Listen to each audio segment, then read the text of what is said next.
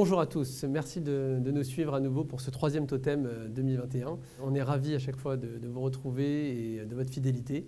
Aujourd'hui, le sujet, c'est le tourisme du futur. Le tourisme, c'est quelque chose qui est important en France, puisque vous le savez, d'abord, c'est un fleuron de notre activité économique. Deuxièmement, le tourisme, c'est un des secteurs qui a été fortement touché, et de fait, par la crise sanitaire que nous avons tous vécue. Et c'est aussi, du coup, un secteur qui est amené à changer, finalement à muter et à se transformer. Et c'est ce qu'on va pouvoir voir aujourd'hui, échanger, réfléchir ensemble. Pour le faire, on va surtout le faire grâce à Cyril, qui est un académique et qui est un expert du sujet du tourisme. Cyril sera là tout à l'heure. On a la chance d'avoir également deux autres startups. Une startup qui est Hector, dont le fondateur Manuel Roy pourra nous raconter son expérience et surtout les besoins de se repositionner alors qu'on a un produit, un service qui fonctionne à cause des restrictions administratives. Et enfin, on a la culture dans le tourisme et on aura la culture qui vient à nous avec Emissive qui nous expliquera comment il vous permet de visiter les plus beaux pays et les plus beaux sites culturels du monde en restant dans votre canapé. Pour faire ça, on a la chance d'avoir Florie de Bayeux, qui est donc journaliste chez Uzbek Erika, notre partenaire avec qui nous travaillons maintenant depuis un peu plus d'un an et qui nous permet de travailler ensemble sur ces sujets totems pour ensemble réfléchir à demain. Avant de lui laisser la parole, je vous rappelle simplement que le prochain totem sera au mois d'avril, le 22 avril, qui est dédié à l'intelligence artificielle et à l'éthique. Donc vous allez recevoir des invitations, évidemment plus de détails sur les intervenants et on sera ravis de vous y retrouver également. Je vous remercie Florie, je te laisse la parole. Bonjour, merci Jonathan. Bonjour à tous, merci beaucoup d'être avec nous pour ce nouveau totem. Je suis Florie de Bayeux, je travaille pour Uzbek Erika. Je viens de remplacer Thierry Keller. Je suis ravie d'être là avec vous. D'habitude, je suis un peu dans l'ombre et aujourd'hui, je suis avec vous sur plateau. Vous le savez, Uzbek Erika et BPI France Le Hub, on aime aller creuser des problématiques qui touchent à la fois les métiers et les grands enjeux de société. La dernière fois, on était sur le numérique vert. On a traité ce sujet qui est aujourd'hui le numérique qui est omniprésent dans nos vies. On a parlé de numérique vert. Vous pouvez retrouver le compte-rendu sur le site d'uzbekerika.com ou aussi regarder le replay. Jonathan vous l'a dit un petit peu, aujourd'hui le sujet de notre conférence, c'est sur un secteur qui est aujourd'hui un peu en stand-by, le tourisme. On va essayer d'aller creuser quelques pistes sur ce sujet. Un sujet très impacté par la crise et on ira creuser la question en effet du travail qui évolue aujourd'hui, le travail en particulier avec la crise. On va voir si les évolutions du travail engendrent aussi des évolutions dans le tourisme. On a le sociologue Jean Viard dans Le Triomphe d'une utopie qui explique qu'au début du XXe siècle, les hommes consacraient 40% de leur temps au travail et aujourd'hui ce chiffre est tombé à 14%, c'est assez intéressant. Les causes de ce grand changement, c'est surtout la hausse de l'espérance de vie, évidemment, la baisse de la durée de travail hebdomadaire et l'augmentation du nombre de congés payés. On sait en effet que c'est les congés payés actés en 1936 qui a fait que le tourisme de masse s'est démocratisé. Et la question d'aujourd'hui, c'est voir si c'est toujours le cas. Est-ce que les évolutions du tourisme sont toujours autant liées aux évolutions du travail ? Pour ce faire, je vais avoir avec nous 3 invités. Jonathan vous a un petit peu spoilé le tout. Aujourd'hui, avec nous, on aura Cyril Blanchet, qui est un universitaire spécialiste du tourisme. On aura également Fabien Baratti, qui est le CEO d'Emissive. Et enfin, Manuel Roy, qui est le cofondateur d'Hector. Je suis ravie qu'il soit avec nous. Petit rappel sur notre format, on aura un petit sondage qui tombera tout à l'heure pour vous. Et enfin, bien sûr, vous pourrez poser des questions tout au long de notre rendez-vous. Donc, sans plus attendre, on va accueillir Cyril Blanchet. Bonjour Cyril. Bonjour Florie. Tu peux t'installer sur le canapé, un peu loin de moi. C'est ça. Donc, tu travailles sur l'impact des nouvelles technologies dans l'expérience touristique et la gestion des destinations. Dans ta thèse, tu t'intéresses particulièrement au concept SMART appliqué au tourisme. Tout à l'heure, dans mon introduction, j'ai parlé des congés payés qui ont permis de démocratiser le tourisme. Est-ce qu'il y a d'autres évolutions du tourisme historiquement qui sont liées comme ça aux évolutions du travail ? Alors historiquement, en fait, il faut savoir que le tourisme est étroitement lié au travail. Si on reprend les prémices du tourisme, on était sur une jeunesse aristocratique anglaise qui pouvait partir faire un grand tour culturel en Europe pour essayer de découvrir un petit peu les richesses que les capitales pouvaient offrir. Et c'est parce qu'ils avaient ce temps libre qu'ils ont pu commencer à faire un grand tour qui donnera le touring, qui donnera le nom tourisme, le terme tourisme. Et c'est la même chose en France avec la démocratisation du voyage qui a été permise par les congés payés, parce qu'on avait du temps en plus, on a pu partir et construire un secteur touristique. Donc on le voit bien, le secteur du tourisme est lié étroitement au travail, et si on veut étudier toutes les évolutions qui ont lié le travail au tourisme, il faut essayer de comprendre toutes les innovations qui ont permis de libérer du temps de travail aux travailleurs, donc que ce soit les congés payés, l'augmentation du nombre de semaines, ou plus récemment comme le télétravail. Finalement, ce secteur du tourisme, il a été donc permis par le travail, et il a aussi intégré directement le secteur du travail. Si on voit à l'intérieur des entreprises, le tourisme existe notamment avec le développement des comités d'entreprise qui vont permettre d'apporter une dimension supplémentaire avec exactement des offres, que ce soit des chèques culture, des chèques vacances, ou simplement la notion de salaire qui aura un lien qui va compléter les avantages sociaux que l'entreprise peut apporter. Donc c'est à la fois qu'on travaille moins, mais aussi on nous donne plus de temps pour partir à l'étranger. Parce que ce n'est pas forcément dans notre temps de pause, mais c'est plus dans notre temps de congé qu'on va aller...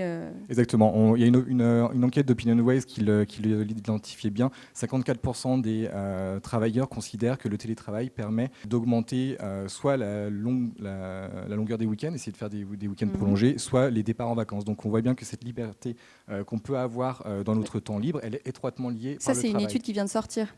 Qui nous dit ça. Oui, exactement. Qui nous dit que du coup, le télétravail, ça nous offre la possibilité de prendre plus de temps pour les week-ends. Est-ce que c'est réellement appliqué? C'est encore difficile à établir aujourd'hui, comme le secteur est un petit peu fermé. Mais en tout cas, une personne interrogée sur deux considère que ça pourrait lui permettre de construire des activités touristiques supplémentaires. Très bien. Est-ce que du coup, parce qu'on parle un peu d'histoire, là on a parlé d'histoire, est-ce que tu peux aussi évaluer aujourd'hui les innovations qu'il y a eu en parallèle entre le secteur? Alors ça peut être historique, mais c'est aussi actuel. On sait qu'il y a que le monde du travail et nos façons de travailler sont en train d'évoluer. Est-ce qu'en parallèle, les évolutions du tourisme se font en parallèle? Est-ce qu'il y a des évolutions, des innovations qu'on peut identifier à la fois dans le travail et à la fois dans le tourisme? Ou est-ce que l'un va avoir des conséquences sur l'autre?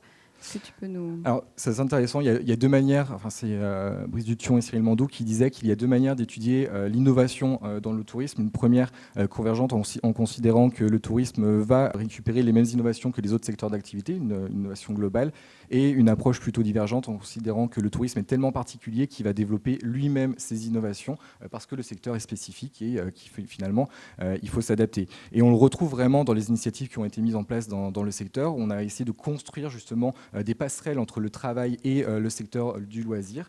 On peut citer par exemple le City Trip, on le disait juste avant, le télétravail peut permettre de gagner du temps pour prolonger ses week-ends. On a cette tendance aujourd'hui, avant Covid, est-ce qu'elle va s'être prolongée à voir ?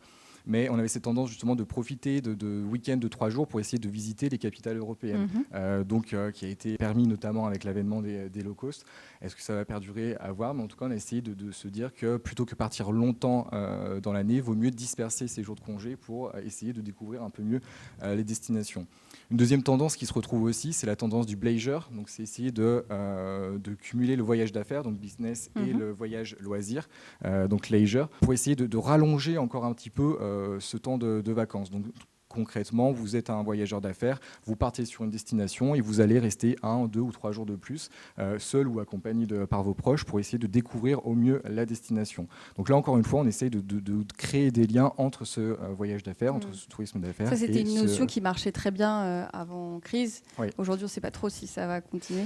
C'est un peu compliqué aujourd'hui pour identifier sa pérennité parce que la Covid-19 a pas mal questionné ce voyage d'affaires. Est-ce que c'est réellement pertinent de partir autant en considérant l'impact économique que ça peut avoir pour l'entreprise ou simplement l'impact environnemental que peuvent créer le développement de tous ces déplacements. Donc effectivement, il faudra voir à terme est-ce que cette tendance du bleisure sera aussi importante, aussi présente alors qu'elle était en plein développement juste avant la Covid-19.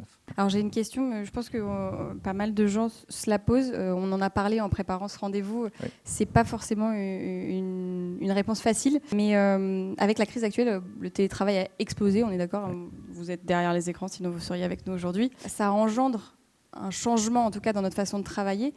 Et du coup, c'est quoi la conséquence pour le tourisme. Est-ce que ça peut avoir un impact important ? C'est un impact important, c'est certain. On voit bien qu'on a eu un télétravail qui a été imposé, une digitalisation des pratiques qui a été imposée, et on peut supposer qu'il va continuer, mais on voit bien que dans nos quotidiens, on a une certaine lassitude qui est notamment liée au lieu dans lequel on travaille, donc notre quotidien, notre salon, notre bureau. Et du coup, dans le tourisme, on se demande finalement si on ne peut pas apporter une solution à ce lieu en changeant ce télétravail, en faisant ce qu'on peut appeler du nomadisme, où justement on va faire un itinéraire entre les destinations.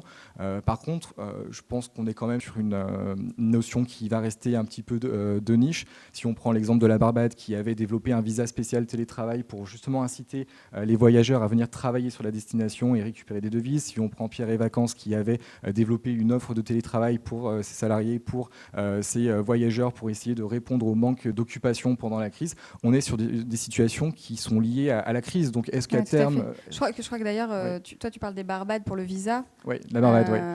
Et je crois que Bali faisait exactement les mêmes choses pour les travailleurs nomades. Je crois qu'il y a pas mal d'exemples intéressants. On est sur des destinations qui sont très dépendantes du tourisme. Donc à partir du moment où l'activité est arrêtée, il faut pouvoir trouver une solution alternative et pourquoi pas faire venir des télétravailleurs qui restent longtemps sur la destination et qui du coup limitent un petit peu les échanges entre les destinations et donc qui vont limiter éventuellement une propagation du virus tout simplement. Après, il y a beaucoup de limites qui sont identifiées par rapport au nomadisme. C'est un peu une niche finalement. On est sur une niche, il faut que notre emploi s'y prête, il faut que nos attaches familiales s'y prêtent aussi. Si on a des enfants, ça suppose en plus un investissement supplémentaire en termes d'éducation. Ça demande un financement qui est important. Si on regarde le prix d'un voyage sur plusieurs semaines, alors imaginons-le sur plusieurs mois, même si on va essayer de rentabiliser nos déplacements. Et puis ça demande aussi une personnalité, un caractère qui n'aurait pas de difficulté à partir à l'étranger. Pas de peur de changer tous ses horaires, de travailler de manière asynchrone et de se réadapter. C'est ça, de découvrir de nouveaux gens. Donc il y a quand même beaucoup d'éléments qui font que ça reste quand même une activité de niche pour les télétravailleurs qui ont la possibilité de le faire. D'accord, très bien. Merci. C'est pas mal on a déjà parlé de pas mal de sujets sur cette grande thématique. Il y a plein de choses à dire encore. On va du coup inviter nos deux start-upers, si on peut appeler ça des start-upers. Donc Fabien Baratti et Manuel Roy. Juste pendant qu'ils s'installent, ça va être l'heure du sondage. Et donc, on va vous poser la question, travailler sur son lieu de vacances, pour vous, c'est envisageable, impossible, inutile ou horrible? Je vous laisse répondre et on reviendra sur ce sondage à la fin. Donc Fabien, Manuel, bienvenue. Merci beaucoup d'être là avec nous. Fabien, je commence par toi. Tu es CEO d'Emissive, tu crées des expériences de réalité augmentée et virtuelle. Est-ce que tu peux nous raconter en 1 minute ce que vous faites exactement ? Oui, bonjour. Bonjour. Donc nous, chez Emissive, ça fait 15 ans qu'on crée des expériences en réalité virtuelle et en réalité augmentée pour les institutions culturelles et pour les marques. Donc l'objectif, c'est, avec ces technologies immersives, de fédérer des audiences autour de sujets culturels et aussi de partager de l'information de manière unique en y ajoutant de l'émotion et des sensations.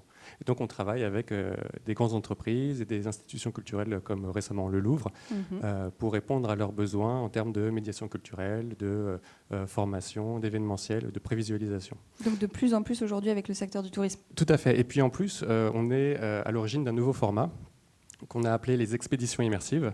Et qui permettent d'explorer notre patrimoine culturel d'une manière totalement unique. Donc là, il faut imaginer qu'on est avec ses proches et qu'on va découvrir des sites culturels du monde entier en s'y déplaçant librement.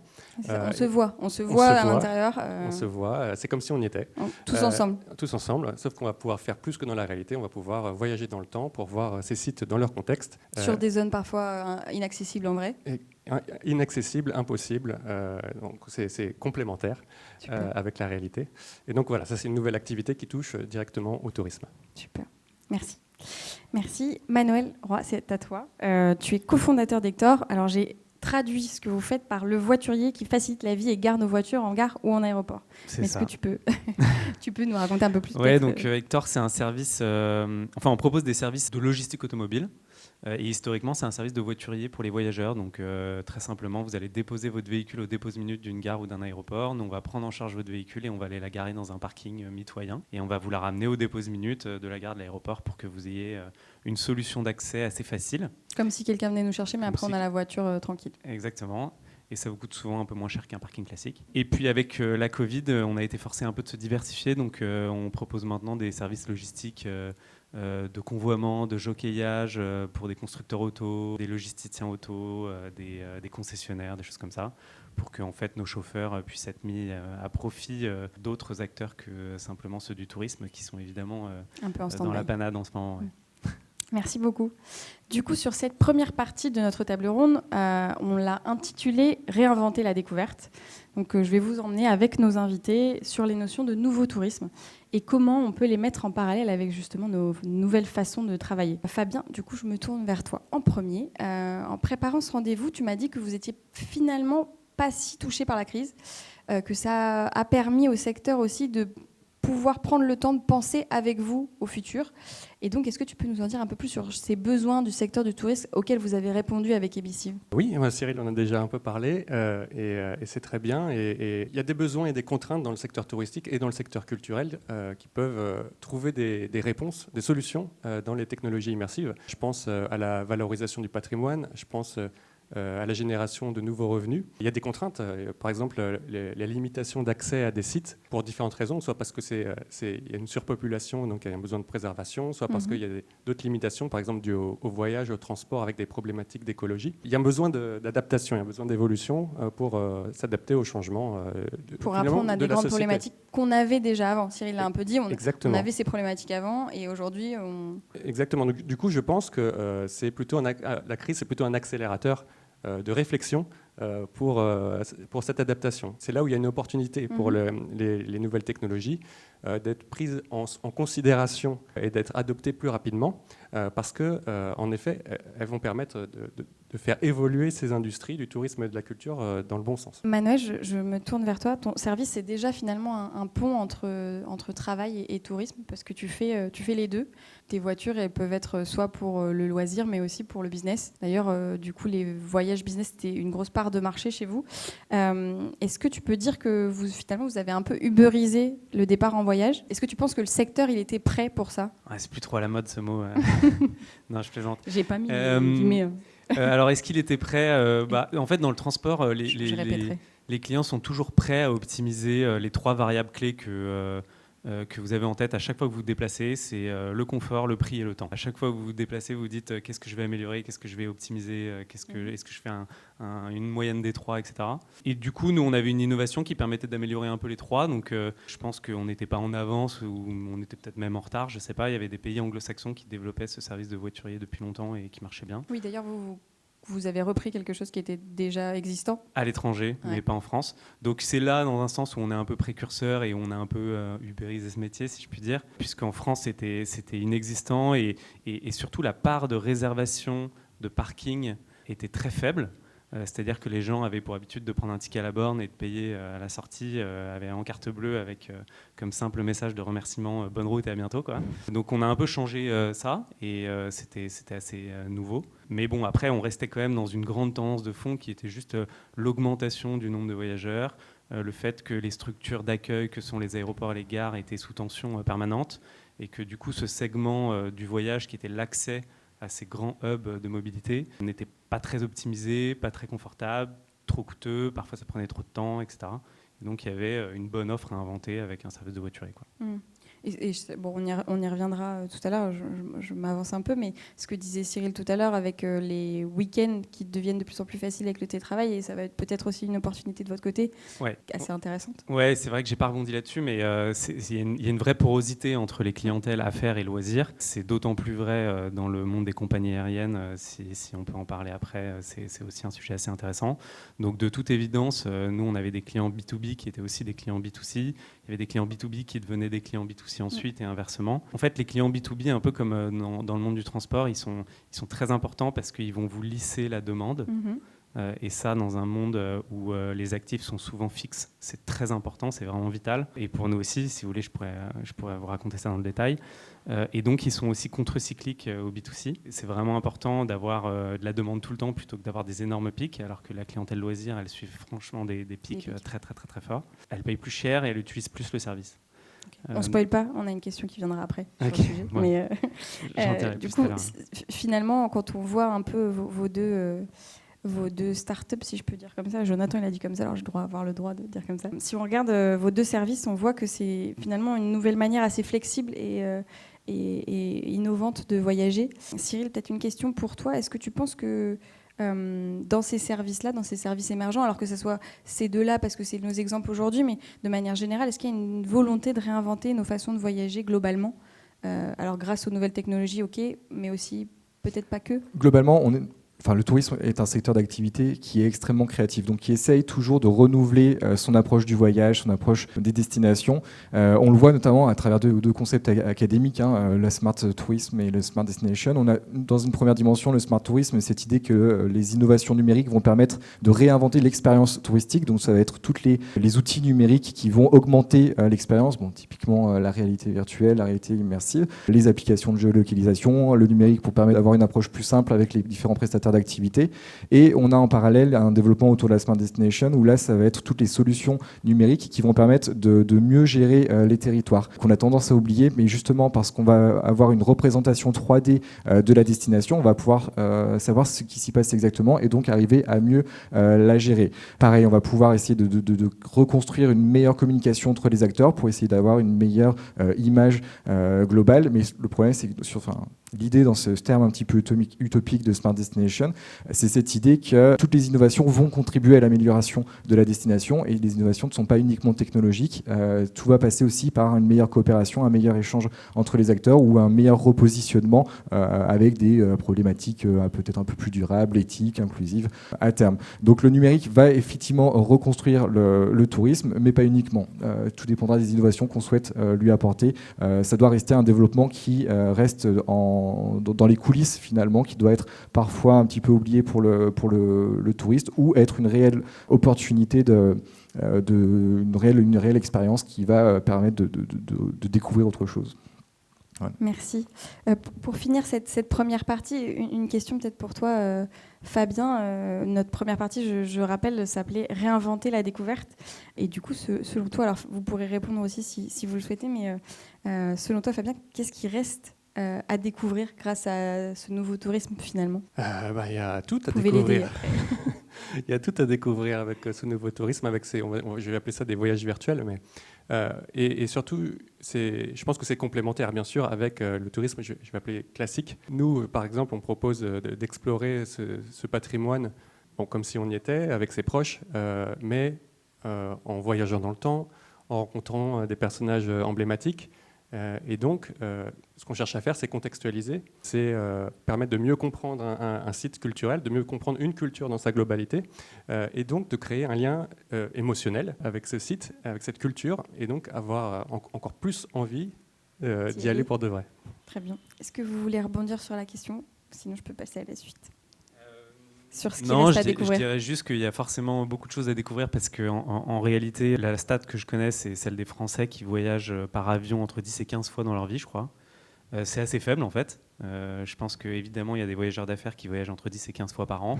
Mais du coup, ça laisse quand même beaucoup de place éventuellement pour des solutions de téléportation, si je puis dire, ou même d'autres voyages en avion, en train, en voiture, peu importe. Mais je pense que la dose, entre guillemets, de voyage, et tu le disais en introduction, elle ne fait que s'amplifier, elle ne fera que s'amplifier, je pense, parce que c'est assez naturel de découvrir de nouveaux horizons quand on est humain. Et puis voilà. On va passer à la deuxième partie qu'on a intitulée « Le tourisme du futur, un luxe entre deux réunions ». Donc si finalement il faut trouver un peu de positif à la crise, et ce qu'on se disait tout à l'heure, c'est que ça a permis aussi au secteur du tourisme de se poser sur ces grandes problématiques qu'ils avaient déjà avant, les grands enjeux du secteur. À court terme, on a un arrêt assez conséquent, tu peux le dire toi-même Manuel, et qui a de gros impacts sur les secteurs. Cyril, tu as écrit une nouvelle prospective sur notre site d'uzbekirika.com que je vous conseille d'aller lire. Il y en a une deuxième d'ailleurs qui sort demain. Je ne spoil pas trop, je le dirai encore après. Mais tu as écrit une nouvelle qui s'appelle « Brève nostalgie future du tourisme » qui est très chouette à lire, avec une vision d'anticipation de l'après-crise. Et dans ta prédiction, tu dis qu'il va y avoir un rebond un peu important suite à la crise du tourisme. Dès qu'on aura plus de liberté, finalement c'est un peu comme le travail. Dès qu'on on va retrouver nos libertés, le monde d'avant il va revenir au galop. Est-ce que c'est ça que tu racontes dans ta... C'est exactement ça. En fait, dans cette nouvelle, l'objectif, c'était d'essayer de durcir un petit peu les discours touristiques qui existent dans le secteur aujourd'hui, qui sont notamment liés à la crise sanitaire, pour essayer d'identifier certaines dérives. Effectivement, aujourd'hui, on a un secteur qui est prêt, qui a été en pause pendant un an, et on a des investissements qui sont lourds, on a des étudiants qui sont prêts, on a des destinations qui se sont réinventées, des prestataires qui ont fait des rénovations pour essayer de repenser leur approche de l'expérience touristique. L'idée, c'est qu'une fois que le voyage sera permis, il n'y a aucune raison pour que ces acteurs ne vous vendent pas du rêve pour pouvoir partir en voyage. Si on regarde en fait les tendances qui sont liées à des crises, qu'elles soient donc à des crises, des tsunamis, des crises sanitaires, des épidémies ou autres, on voit bien que si les destinations mettent en place des actions de communication pour rassurer les touristes, les destinations arrivent à récupérer en partie, ou en tout cas comme auparavant, le flux touristique ou de la tendance qu'ils avaient auparavant. Donc c'est un peu ce que mettent les acteurs du tourisme en place, cette idée de rassurer le touriste. On voit bien qu'il y a un développement des labels sanitaires qui sont proposés, et à partir du moment où justement cette crise sanitaire sera mieux maîtrisée, que les touristes seront rassurés, que la peur sera partie, je ne vois pas de raison pour que le secteur ne reparte pas. Alors après, on a tendance à dire que le Covid a re-questionné notre rapport au voyage, que les acteurs eux-mêmes se sont re-questionnés sur leur approche du tourisme. Je pense que c'est assez difficile d'identifier cet impact à long terme. Je pense surtout qu'on va essayer d'abord de rattraper notre retard d'un point de vue économique, et ensuite on verra sur comment essayer de le reconstruire. Quand on a préparé, tu disais peut-être pour un retour à la normale, en tout cas rattraper la tendance qui était avant la crise, 4-5 ans. Oui, je pense que c'est toujours difficile à établir. On n'est pas devin, mais normalement, on pourrait imaginer en tout cas une reprise de la tendance qui existait auparavant à l'horizon des 4-5 ans, à partir du moment où la crise elle est maîtrisée. Manuel, je me tourne vers toi parce qu'on a parlé aussi en préparant cette conférence de rebond. C'est assez intéressant parce que toi, ton service a été vraiment ébranlé, parce que tu disais au début de la conférence. Et pourtant, tu as vu déjà un premier rebond au mois de juillet. Est-ce que tu peux nous raconter un peu déjà ce que c'était ce rebond et comment tu analyses la suite après la crise, quoi? Ouais, c'est vrai qu'après le premier confinement, on était à moins 95% d'activité. Je ne sais plus les chiffres exacts, on ne les regardait pas à l'époque, mais personne ne voyageait, quoi. Et puis début juin, on avait vous savez, la barrière des 100 km qui s'est levée, donc les gens ont recommencé doucement à voyager. Et c'est vrai que la reprise a été plus soutenue qu'attendue. En toute transparence, je crois que mi-août, on était à peu près à moins 30% du chiffre de 2019. Donc c'était plutôt positif, on était plutôt contents, on pensait que ça allait mettre plus de temps. Donc je pense qu'il y a une vraie tendance où vous levez les barrières, les gens ont envie de voyager comme on a envie d'aller au resto, quoi, si vous voulez. Évidemment, je vais passer sur le semestre 2 2020 qui s'est avéré catastrophique parce qu'il y a eu reconfinement, plein d'autres pays ont vécu le Covid un peu après nous, et du coup ça a bloqué les pays de destination, etc. Mais du coup je pense en effet qu'il y a ce rebond dû simplement à la liberté de pouvoir partir, et aussi au taux d'épargne des Français qui commence à être très élevé, donc je pense qu'on aura le droit de le dépenser dans des voyages, on le fera volontiers. Mais pour autant, la question va se poser de savoir si cette demande va être pérenne. Est-ce qu'elle va concerner les voyages d'affaires ? C'est la vraie question. Je pense pas que ce soit le cas. En tout cas, pour le loisir, ça risque de reprendre très fort. Mais nous, on n'avait pas beaucoup de voyageurs d'affaires en juillet et en août dernier. Et aussi, la question du long courrier, même en 2021, elle va se poser parce que pour partir loin, généralement, vous avez besoin d'anticiper. Vous ne voyagez pas au Brésil ou au Mexique comme vous voyagez en Grèce. Donc j'anticipe parce qu'il y a un gros rebond sur le moyen courrier, en fait, avec un espèce d'écosystème européen qui sera assez dynamique. Sur le long courrier, j'y crois moins, parce que pour prévoir ses vacances d'été, généralement, vous y prenez en avril. En avril, vous ne serez pas vacciné, probablement pas. Les pays de destination, vous ne saurez pas où ils en seront. Donc vous aurez plutôt tendance à réserver votre maison dans le sud de la France, parce que ça vous offre un peu plus de garantie et que c'est très beau. Donc voilà, il y a un rebond, je pense, certain cette année. Je m'attends en fait à avoir à peu près les mêmes chiffres que l'année dernière, paradoxalement, alors qu'on est bien plus avancé dans la crise. On est même quasi sorti, je pense, cet été. Et après, sur le plus long terme, il y a plein de réflexions qu'on pourra avoir, mais je vous laisse peut-être la parole pour parler d'autres choses. Mais non, mais très bien, très bonne transition. Donc, sur le long terme, Fabien, est-ce que tu penses que les nouvelles façons de travailler, elles vont permettre aussi aux gens de voyager autrement ? Là, typiquement, on parlait de voyager dans le sud, mais là, c'est peut-être ma question, elle est un peu plus comment on va voyager via, par exemple, tes services. Est-ce qu'on peut imaginer, entre deux réunions, on fait une visite en réalité virtuelle et on a l'impression d'aller voyager, quoi ? C'est possible avec les nouvelles technologies. Avec mes services, sans doute, ça va être de plus en plus possible d'amener la découverte culturelle à nos portes. Là où on travaille, c'est là où on vit. Et là où on vit, c'est là aussi où on veut découvrir des choses, on veut se divertir. Et maintenant qu'on peut travailler n'importe où, on va vouloir aussi se divertir un peu de n'importe où. Donc il faut prendre ça en compte. Bon, voilà, moi, j'ai aucun doute qu'avec l'accessibilité des nouvelles technologies et les progrès qui sont faits, notamment dans l'immersion, on va de plus en plus découvrir... Ça va permettre que ça s'entrecroise plus. Oui. Ouais. Tout à fait, c'est ça.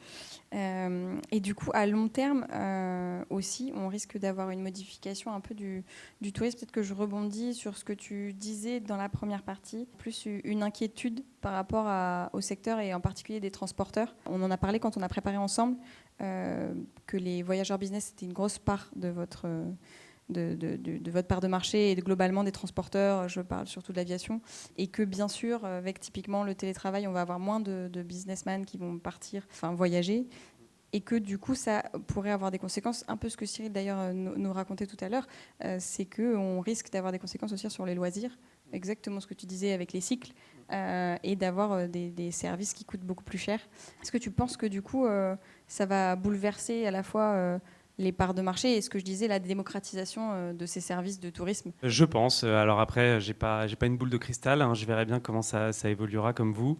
Mais ce qui est sûr, c'est que le business des transporteurs, du tourisme en général, il est quand même sur cet équilibre voyageurs d'affaires, voyageurs loisirs, pour des raisons que j'explicitais donc en introduction sur la nécessité de lisser la demande pour remplir votre hôtel toute l'année et pas simplement au mois de juillet, quoi. Et ça, c'est vraiment important. Sinon, vous n'arrivez pas à faire un business, vous n'arrivez pas à fidéliser vos salariés, vous n'arrivez pas à payer vos loyers tous les mois, donc ça ne marche pas. Le modèle économique ne marche pas. Et du coup, la grande question, c'est de savoir si les voyageurs d'affaires vont revenir dans ce secteur, parce qu'il fait moins de doute que les voyageurs loisirs reviendront assez vite. D'abord parce que c'est trop sympa de voyager, mais aussi parce qu'il n'y a pas d'unicité de décision. C'est-à-dire que vous prenez votre décision de voyage vous-même avec peut-être votre femme et vos enfants, alors que chez Total, c'est le grand patron qui décide si 40 000 commerciaux vont voyager, quoi. Donc il y a une espèce d'inertie qui est très forte dans le B2B et qui l'est beaucoup moins dans le loisir. Et évidemment, ça permet de faire quand même des économies colossales de ne plus voyager. Ça permet aussi du bien-être pour les salariés, parce qu'il y a quand même beaucoup de voyages d'affaires qui ne sont pas forcément très agréables. Vous vous retrouvez dans un hôtel, je ne sais pas où, en banlieue de je ne sais pas quoi, avec quelqu'un que vous ne connaissez pas, c'est pas toujours plaisant, quoi. Et 10 heures de voyage, un avion à 5 heures du matin, vous voyez, c'est pas toujours très agréable, donc l'employé va pas être moteur là-dedans, je pense. Donc voilà, le débat, c'est est-ce que le B2B va reprendre, et le B2B, il est très important pour tout le secteur, parce qu'il lisse la demande, mais il paye aussi beaucoup plus cher. Air France, je crois que c'est la classe affaires, c'est 10% des sièges et c'est 40% des revenus, quelque chose comme ça. Et en renta, ça doit être encore plus important. Ils payent pour de la flexibilité. Vous voyez, les gens qui payent 200 € de plus pour pouvoir changer à la dernière minute. Nous, loisirs, ça nous paraît impossible, mais le business, il fait ça tous les jours. C'est beaucoup de revenus pour les compagnies aériennes. Il a des miles. Les programmes de fidélité, on ne se rend pas compte, mais en fait, il y a des millions et des millions de miles qui sont stockés sur des cartes de fidélité de plein de corporates qui sont des revenus futurs en fait, pour les compagnies aériennes ou les transporteurs ferroviaires. Et en plus, c'est des clients B2C. On disait qu'il y a une porosité B2B, B2C, mais quand monsieur fait un voyage B2B et qu'il a plein de miles chez Air France, et ben, il va voyager avec sa famille chez Air France avec ses miles, etc. Donc ça va vraiment changer les équilibres. À voir comment ça se répartit. Je pense que ça va faire baisser les revenus B2B. Du coup, potentiellement, les prix du B2C vont monter. Qu'est-ce que ça va impacter ? Est-ce que les loisirs vont moins voyager ou pas ? Je pense qu'au fond, on fera moins les voyages, vous savez... peut-être les city trips dont tu parlais au début, ou les voyages qu'on peut faire parce qu'il y a l'offre, mais dont on n'a pas forcément vraiment envie, quoi. Le cas typique que je cite souvent, c'est le week-end à New York à 300 €. Je ne sais pas si vous l'avez déjà vécu, mais c'est quand même assez ahurissant. Vous regardez le détail de votre billet d'avion, il y a 295 € de taxes, 5 € de carburant, et la compagnie, elle gagne 0, quoi. Et il y a plein de voyages comme ça qu'on s'est payé parce qu'il y avait une offre disponible, qui aujourd'hui fait plus trop de sens. Ces compagnies d'ailleurs ont déjà mis la clé sous la porte. Je parle de Norwegian qui offre plus ce type de long courrier depuis. Donc voilà, quelle va être comment on va s'accommoder, nous, loisirs, avec cette nouvelle offre. Je sais pas, ça sera une nouvelle opportunité. Il y aura sans doute plein de services sympas qui émergeront de ce nouvel équilibre, quoi. J'enchaîne sur ce que tu dis. Donc Cyril, je redonne le nom de la tribune que Cyril a publiée sur usbekerika.com qui s'appelle Brève nostalgie futur du tourisme. Et du coup, il a une vision malheureusement assez pessimiste du futur du tourisme. Il parle finalement ce futur possible dont tu parles, Manuel. Il dit que ça serait demain un futur très sélectif par l'argent. Peut-être Cyril, tu veux rebondir et nous raconter un peu ce futur possible que tu as imaginé dans la nouvelle? C'est ça. L'idée, c'est d'avoir, comme je vous disais, un regard toujours un peu pessimiste pour finalement, après au quotidien, être surpris quand ça n'arrive pas.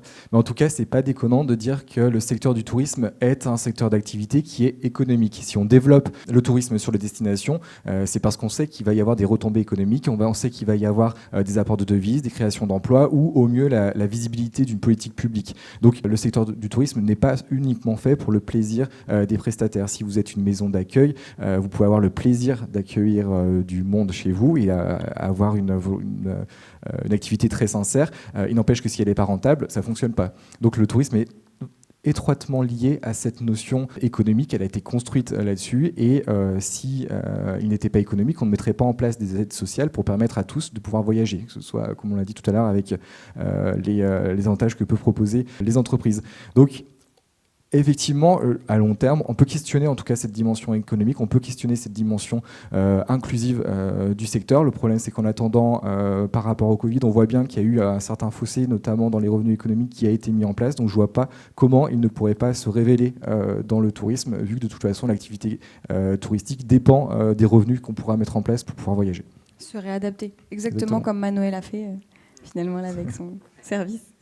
Fabien, une question pour toi avant de peut-être de voir les réponses au sondage et puis répondre à vos questions. Fabien, donc une dernière question, je vous la pose aussi à tous les trois, hein, vous pourrez répondre après Fabien, mais je voulais te donner la parole. Est-ce qu'on peut imaginer avoir des frontières de plus en plus poreuses? C'est un peu la question qu'on a eue tout à l'heure aussi, des frontières de plus en plus poreuses entre son temps libre et son temps de travail, et du coup travailler sur ses lieux de vacances et faire avec Émissif des visites plus facilement dans son quotidien de manière générale. Oui, donc comme je disais, on peut travailler de partout, on peut vivre partout, on veut se divertir, s'éduquer, découvrir de partout. Nous, ce qu'on propose, c'est en partie de faire du tourisme un divertissement local, en amenant la découverte culturelle à nos portes. Alors là, on ne prend pas en compte le voyage réel qui fait partie aussi du tourisme, mais c'est complémentaire, c'est une brique qu'on ajoute à l'industrie du tourisme pour, encore une fois, la faire évoluer. La faire innover. Innover. Et vous, de votre côté, qu'est-ce que vous en pensez? Est-ce que des frontières de plus en plus poreuses entre un temps libre et... c'est difficile à dire. En fait, pour parler de mon expérience personnelle, je trouve qu'il y a deux problèmes au fait de changer les comportements de voyage qu'on avait avant. C'est l'école et l'appart. Je m'explique. On parle souvent, vous savez, typiquement du fait de pouvoir aller travailler en fait à l'étranger, profiter du fait qu'on puisse faire du télétravail et aller s'installer, je sais pas, aux Canaries pendant 2 mois et bosser de là-bas. Moi, je trouve ça très bien, sauf que du coup, j'ai un problème avec mes enfants qui vont à l'école et j'ai un problème avec mon appart que je dois louer pour avoir des revenus parce que mon appart me coûte de l'argent tous les mois, quoi. Et du coup, à partir du moment où vous êtes sédentarisé dans une ville, il est très difficile, et tu parlais des frictions de ces usages qui deviennent du coup des niches, il est très difficile de changer de comportement de voyage, quoi. Et du coup, je sais pas si ça sera des grandes tendances demain, quoi. Parce qu'il y a quand même des trucs que vous n'arriverez pas à changer du jour au lendemain, quoi.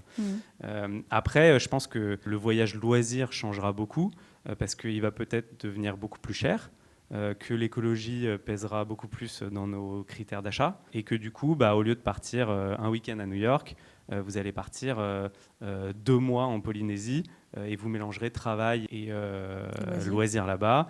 Vous embarquerez toute votre famille, mais vous préparez le truc, voilà, et vous ferez en sorte que ce voyage compte beaucoup plus que si vous aviez fait 10 voyages dans l'année, quoi.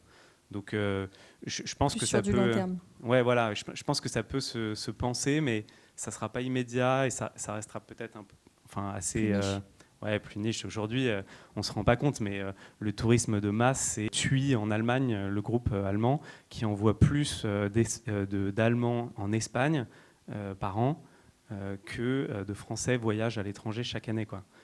Donc c'est ça le tourisme de masse de 2019, avant que ça devienne les nouveaux modes de voyage dont on parle, comme je sais pas, le télétravail en Californie. Je pense qu'il y a quand même un monde et que ça ne va pas se faire demain. C'est plus un accélérateur et ça va changer un peu les grandes tendances, quoi. Mais bon, on verra bien. L'avenir nous le dira, quoi. Très bien. J'ai là les réponses à notre sondage. Donc la question, c'était, selon vous, travailler sur son lieu de vacances, pour vous, c'est envisageable à 65%, impossible à 13%, horrible à 13% et inutile à 9%. Et on a Sandra Di Giovanni qui nous dit quand même, je n'imagine pas pour ma part. Un voyage, c'est ce qu'on voit, c'est ce qu'on sent, ce qu'on partage avec les locaux, les expériences bonnes et mauvaises et les souvenirs. Et d'ailleurs, pour rebondir sur cet avis qui est très juste, je pense qu'il y a quand même une grosse partie du voyage d'affaires qui reprendra simplement parce que faire des affaires, c'est quand même toper dans la main de quelqu'un, avoir confiance, donner sa confiance à quelqu'un. Ouais, la relation physique. Ouais. Et ça, avec Zoom, c'est compliqué, quoi. Et avec puis, Zoom et du décalage horaire, un lag, oui, c'est ça. c'est compliqué. Quoi. Avoir une vraie relation avec quelqu'un, si on fait du commercial, par exemple. Exactement. On a besoin et du coup, il y aura à minima tous les commerciaux qui vont continuer à voyager. Et quand bien même il y aura un groupe qui dirait non, moi je fais du télétravail, il n'y a plus de voyage. Le jour où il y a son concurrent qui va lui voyager, taper dans la main du fournisseur, il va bien être obligé de le faire. Donc il y aura quand même une grosse part du voyage d'affaires qui va être résiliente parce que ce sera une nécessité économique. On vit dans un monde très globalisé, toutes les chaînes de production le sont. Et il n'y a pas de raison que ça change du jour au lendemain non plus, quoi. Je vous propose quelques questions. Quelle heure il est ? On a pile poil le temps, on est pile à l'heure. Première question que je trouve très intéressante et où on n'en a pas beaucoup parlé. Le futur du tourisme sera-t-il compatible avec l'environnement ? Ça, c'est la grande question. Moi, je me permets juste de répondre pour l'aérien parce que ça nous concerne un peu et on entend souvent parler de ça. Pas pour le train parce que ça, je pense que ça paraît évident à tout le monde que ça consomme pas beaucoup. L'aérien, je crois que c'est 2% des émissions carbone. Alors, il y en a qui disent 1, il y en a qui disent 3, mais bon, on va dire 2. Et que les émissions progressent 2 à 3 fois moins vite que le trafic, parce qu'en fait, les avions se renouvellent et du coup, ils consomment moins de fuel par kilomètre, et qu'en plus de ça, ils remplissent mieux les avions. Donc, c'est un impact limité. Après, je pense que c'est une évidence que les gens font plus attention à ça, et même 2%, si on peut s'en passer, c'est très bien pour la planète, quoi. Donc, ça va devenir, je pense, un critère d'achat, et je pense que le secteur de l'aérien devra faire sa transition. Et j'en parlais avant cette émission qu'Augustin Dromanet, qui est le président d'Aéroports de Paris, en parle dans toutes ses interviews en ce moment. Donc je pense que c'est un gros sujet pour eux, quoi. Donc c'est pas anodin. Je pense que ça va être un sujet, mais que on ne pourra pas voyager à l'électrique en transatlantique demain, quoi. C'est juste impossible. Donc il faudra plutôt limiter ses déplacements et les faire plus compter, comme je disais, en allant un mois à l'autre bout du monde une fois tous les 4 ans, plutôt qu'un aller-retour à New York 5 fois par an, quoi, si vous voulez. Et d'ailleurs, ce que tu me disais un peu en préparant, alors peut-être que je dis des bêtises, mais que d'ici 2050, on serait de toute façon, la tendance est qu'il y aura beaucoup plus de vols et qu'on n'est pas du tout en train de... Ouais, on avait 4 milliards de voyageurs en 2018, je crois, 4,5 en 2019, et les prévisions, c'était de faire 8 milliards en 2036, donc doubler ce montant. Alors la crise du Covid a un peu rebattu les cartes, c'est certain, mais on oublie quand même que le transport aérien et le tourisme en général, c'est souvent corrélé au niveau de vie, à la démographie, au PIB par habitant, quoi. Et ça, il y a beaucoup de pays émergents qui n'y sont pas, quoi. Et si on regarde la Chine, elle a retrouvé son trafic domestique très très vite une fois qu'il n'y avait plus de Covid. Et c'est le plus gros pays qui voyage après les États-Unis, alors que c'était peut-être le 20e pays il y a quelques années, quoi. Donc ça suit un peu une asymptote, vous savez, la consommation de voyage. Il y a tous les pays développés qui sont déjà un peu au maximum. Il y a tous les pays émergents qui arrivent. Ils en sont qu'au début. Covid ou pas, ils voyageront plus, quoi. Donc il y a vraiment une tendance de fond sur 15-20 ans où vous pouvez être sûr qu'il y aura plus de voyageurs qu'en 2019. La question, c'est quand, le 2023, 2024, 2028 et combien ça va coûter, qui va voyager.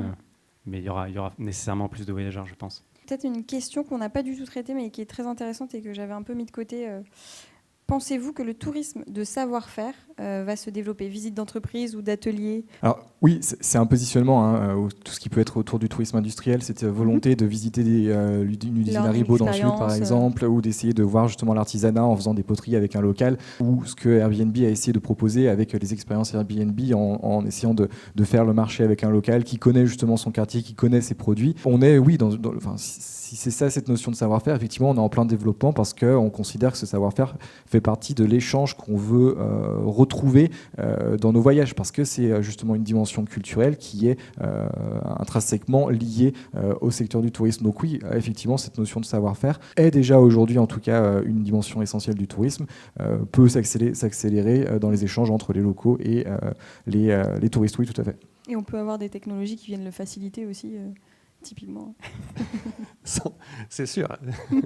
C'est sûr. Non, mais c'est vrai qu'il y a peu de gens qui peuvent, pour l'instant, tester des immersions de qualité. Parce qu'on n'est pas équipé chez nous, même moi, je ne suis pas équipé chez moi. On a besoin d'espace, on a besoin d'équipement. Ici, on peut faire plein de trucs. Mais ça vient, ça vient. Et c'est l'utilisation de notre corps avec les nouvelles technologies de manière naturelle qui nous permet d'interagir avec des environnements virtuels ou distants qui peuvent aussi nous rapprocher. Oui, parce que on peut raconter ouais. l'histoire de l'humanité, mais on peut aussi raconter l'histoire des entreprises via des visites aussi très intéressantes d'usines ou d'endroits qui habituellement ne sont pas du tout ouverts au public et qui, je pense, seraient super intéressant à aller creuser. Exactement, donc c'est bien pour se projeter dans le futur et aussi pour se projeter dans l'espace, des endroits où on ne peut pas forcément aller facilement. Peut-être je prends une dernière question. Croyez-vous à la médiation à distance avec un guide du coup c'est plutôt pour toi Fabien, avec un guide qui vous accompagne à distance de la découverte d'une visite culturelle? Ah ouais, j'y crois à fond.